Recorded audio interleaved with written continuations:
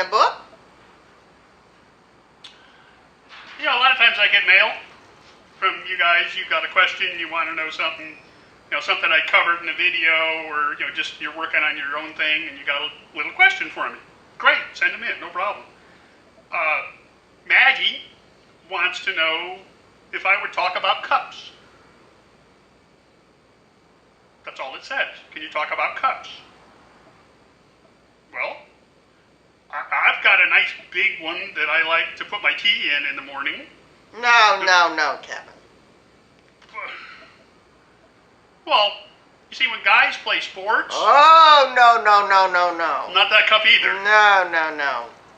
Okay, fine. She wants to know about tig cups. The cup is a little ceramic thing that goes on the end of the torch, and it helps to direct the argon gas to the weld. So they come in lots of different sizes. They're numbered as to the size. Smaller number means the smaller opening. And you can see that the 4, the 5, and the 7 shape different, very tiny, medium, bigger. They come even bigger than this. They come in this is a 7. You've got 8s, 9s.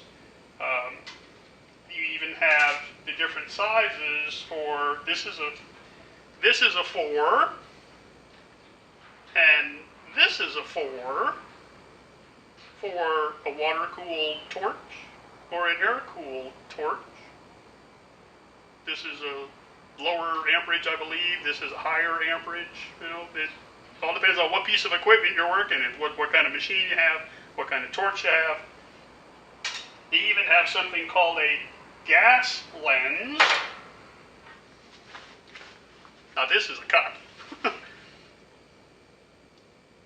This has got a mesh inside, a wire mesh inside, to help smooth out the gas flow. With this kind of cup, it's just wide open. It just has the tungsten sticking out of it. When the gas comes through, it'll tumble a little bit. There'll be a little bit of turbulence in there. So when the gas actually gets to your weld, it's a little bumpy, like the turbulence behind a car.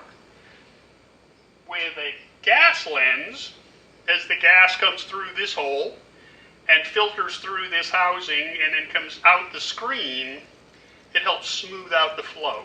It makes it all nice and even and straight and uniform, and you get much better coverage over a bigger area.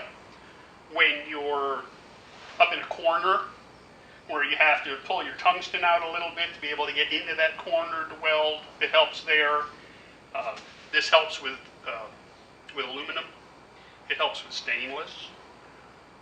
Very useful tool. I don't use it much because the sucker's huge. When you try to get up inside someplace with it, you're fighting this huge diameter.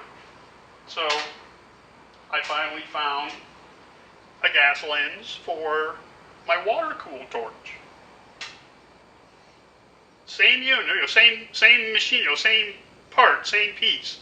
They're designed to do exactly the same thing, but you can see the difference in the size of the two of them. So why would you even use the bigger gas lens, Kev? Well, because it fits the bigger torch. See, this is WP20. This is a water-cooled torch, and this is the WP26F, which is the air-cooled or gas-cooled torch. So no water in this one, but you can see just the different sizes. Bigger head, bigger handle, more heavy-duty one than the other. This big gas lens won't fit on this torch. It just won't screw in. That's why if you look at the end where they screw into the torch, and you look here and you see they're just two different sizes. So how do you know which cup to pick when? Well, it all depends on where you're working. When you're working down in a tight spot, like where the weld is here, this number 7 cup is pretty big, and it's hitting the metal on both sides. So let me change and put the smaller cup back on it. So you see same spot, same torch, but this is a number 4, much smaller opening. And you see you can get a lot closer into the weld. See now the pressure is still the same, the flow rate is still the same on the gas coming out of the bottle. So what happens now, well, just like a garden hose, if you've got a really small garden hose, you get lots of pressure out of it. It'll shoot farther than if you got a big diameter hose with the same amount of pressure in it.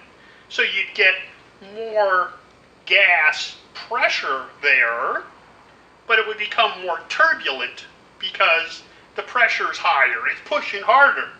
So you can either turn your flow rate down, or that's where the gas lens comes in. That, you know, the little mesh inside there will help smooth out all that turbulence. It'll give you better coverage at less flow, so you save gas. But the problem is, look at the size of the cup. Much, much bigger. So you're back to the same problem, is now the cup is too big for the area that you're working in. It's a lot of practice. You know, it's a lot of learning. You experiment with one cup or the other. You know, this is why you go to school. This is why you learn from an experienced welder. So what are they made of? Well, the pink ones are made out of alumina oxide, which is a high temperature ceramic. They have brown ones, which are made out of lava. And then they have glass ones, which are Pyrex. All different kinds. All depends on what you're working with. Have you ever seen anything but the pink ones, though? No, I've never seen the others. All I've ever worked with are the pink ones. These are the most common. When you're working with them, can you tell that there's anything different, Kev?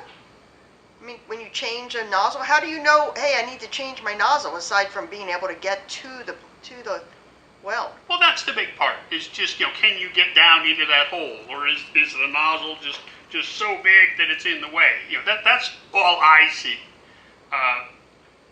I'm sure, you know, the guys who do this all the time, you know, more professionally than I do, you know, I'm sure they can tell the difference. You know, like I say, as far as gas coverage goes, you know, when you get a little porosity in your weld, you know, that may be that you're using too small of a cup and you're just not getting enough coverage.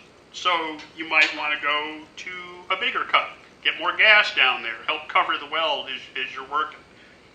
Like I say, it's all about experience, really. It's all about learning and working with it and playing with it. So I hope that answers your question. I'm going to go back to working.